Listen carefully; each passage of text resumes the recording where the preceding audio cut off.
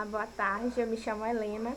Estou aqui para comentar um pouco sobre o vídeo da professora Eliana Yunes acerca da leitura. O que me chama muita atenção no vídeo é quando é citado que, infelizmente, no nosso país não existe políticas públicas, não existem ações coletivas para que as nossas bibliotecas sejam utilizadas como referências para a leitura. E aí a gente pode observar, pelo menos aqui no meu estado, no Maranhão, nós temos ótimas bibliotecas, com ótimos acervos, mas que não são frequentadas, não são utilizadas.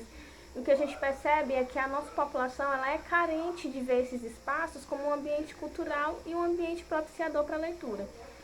E aí eu aproveito também e vou comentar com vocês algumas das minhas práticas que eu já utilizei e utilizo até hoje em sala de aula com os meus alunos para incentivá-los à leitura.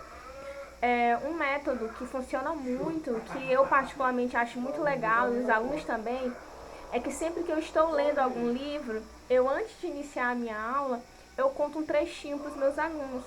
E aí eu pergunto, olha crianças, antes de começar a aula, eu quero contar para vocês que eu estou lendo um livro maravilhoso, de um autor maravilhoso.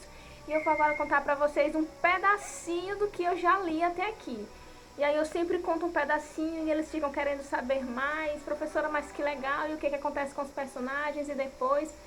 Então, assim, é claro que eu não conto. À medida que eu vou lendo, eu vou contando. E no final, o clímax, geralmente eu não conto todo. E o desfecho da história também eu procuro não contar. Até para que aguce neles mesmo esse desejo de querer ler o livro, de querer ler livro, outras obras desse mesmo autor ou outras obras semelhantes.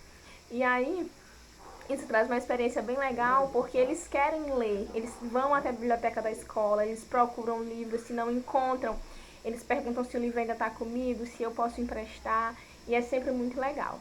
Então, fica a dica. Eu acho que a gente, como professor, a gente precisa ler. Antes de mais nada, a gente precisa ter um repertório cultural de leitura para poder incentivar nos nossos alunos essas práticas de leitura. Obrigada.